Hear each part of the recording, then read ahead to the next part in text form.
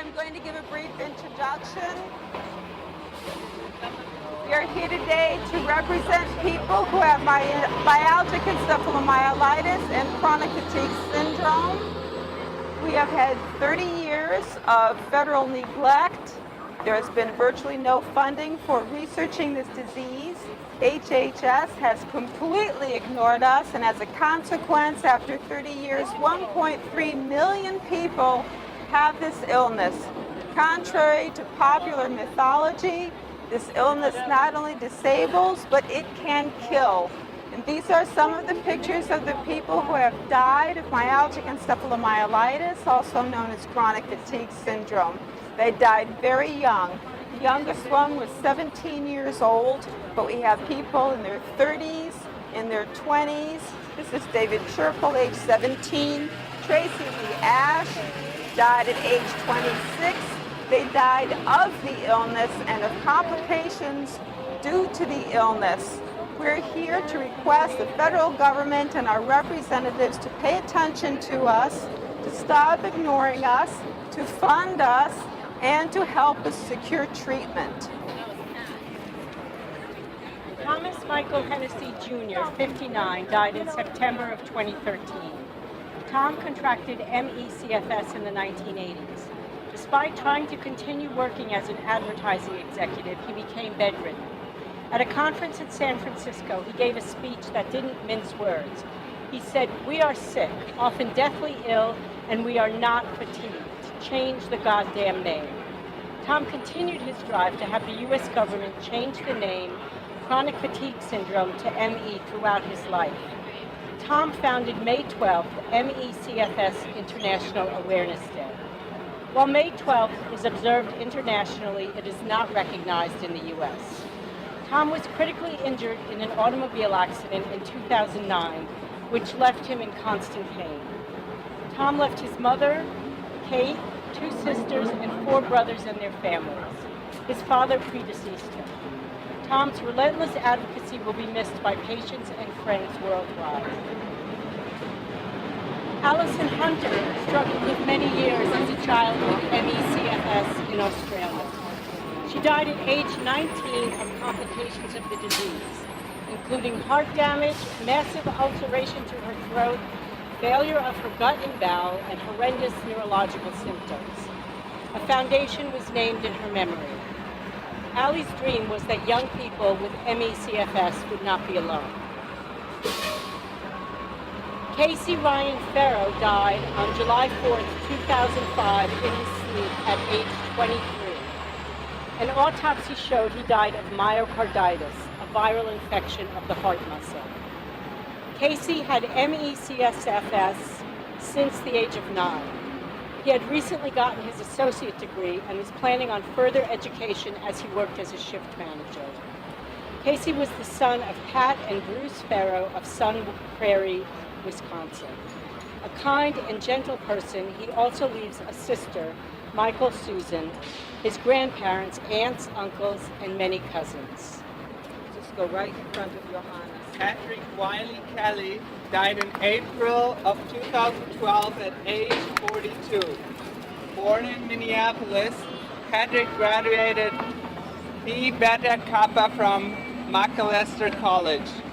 Warm, outgoing, and creative, he was a musician, an artist, and a writer who did graphic design and copywriting after moving to New York City.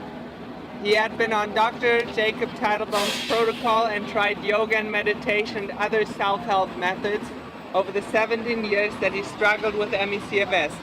Patrick is missed by many.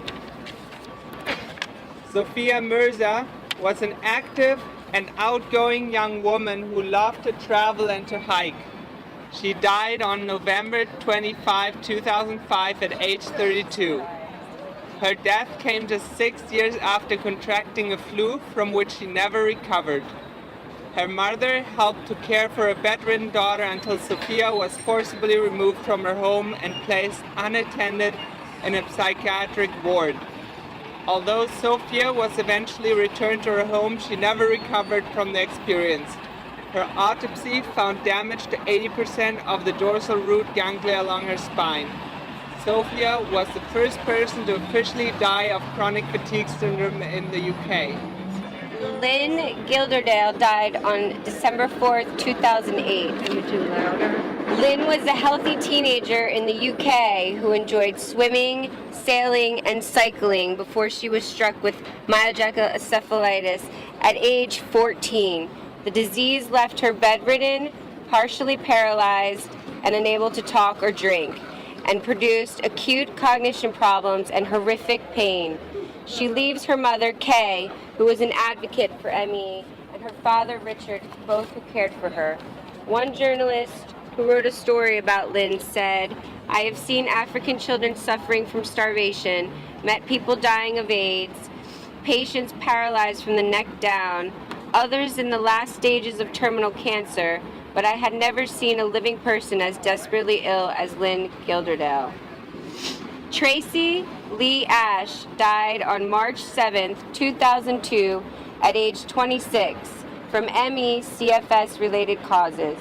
Tracy battled with ME/CFS and fibromyalgia and multiple chemical sensitivities for many years. Tracy constantly searched for new possibilities of getting well, but in the end, wellness became a faded and unreachable distant light. She left her parents, Glenn and Sandra Ash. Emily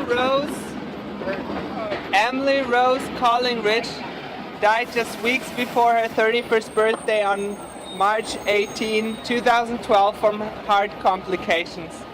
A sensitive and shy child, she contracted mumps along with her classmates when she was 6. As the other children returned to playground vigor, she endured multiple symptoms that were bewildering. She would often collapse at school. By age 14, she was confined to a wheelchair. She eventually got diagnosed of ME. Emily was active in a charity for children with ME, with the understanding that we are helpless in the face of a poorly understood and devastating illness. Emily wrote a book, Severe ME/CFS, A Guide to Living. At age 21, she volunteered for another charity, although she was by then bedbound. She was hospitalized several times and needed constant care. In her mid-20s, Emily had unexpected improvements. She was able to tolerate some light and could take a few steps with a walker. Her improvement was short-lived and soon she deteriorated to the point that she had to be tube-fed. She leaves her parents and many patients from the severe ME community who appreciated her courage. Amberlynn Wu was born June 27, 1972, and grew up in Los Gatos, California. Amberlynn went to Los Gatos High School, graduated cum laude from Carleton College, received her MA in counseling from John F. Kennedy University. She was a licensed marriage and family therapist whose service to the community was profound and substantive. Her family and friends knew her as a fiercely intelligent woman who mastered difficult concepts with ease and filtered them through her lens of love and compassion for all human beings.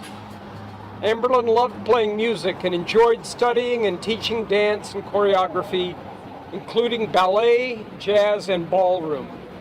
Amberlynn was well-traveled and loved her time spent abroad. She studied French in Pau, Spanish in South America, and Chinese in Shanghai. She also studied abroad in Sri Lanka during her junior year at Carleton and taught for a year in Edmonton, Canada. Amberlynn was diagnosed with chronic fatigue syndrome in 1995.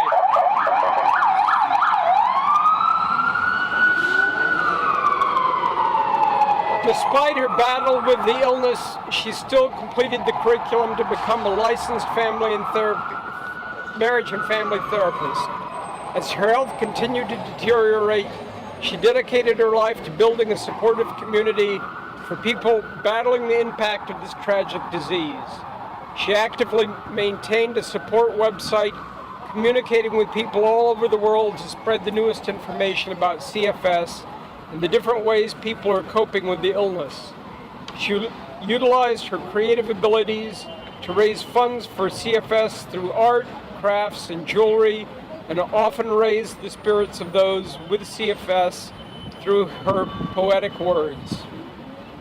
David Chirkle died at age 17 in Germany. He contracted ME when he was 15 years old.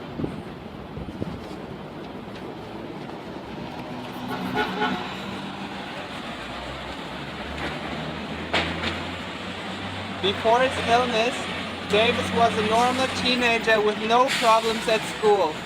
He played cello, planted his garden, paid for his birds, had a passion for chemistry and biology, and didn't know a minute of boredom.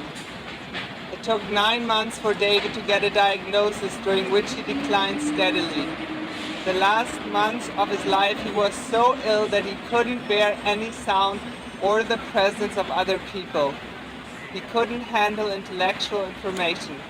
Daily life was nearly unmanageable for us and his siblings because all of us knew that every sound gave him unimaginable pain. A few weeks before he died, David wept, "I want to live." David died of a brain hemorrhage just 18 months after the onset of ME/CFS. Our dream is that no seriously ill child have to wait 9 months for a diagnosis, and that parents who have the difficult task to care for a seriously ill ME/CFS patient are not threatened with the withdrawal of custody from the Government Office for Youth Welfare. Patients and families of patients need help, support, and empathy, and the opportunity to get medical care. Eric Moore died in 2011 after a 20-year battle with ME.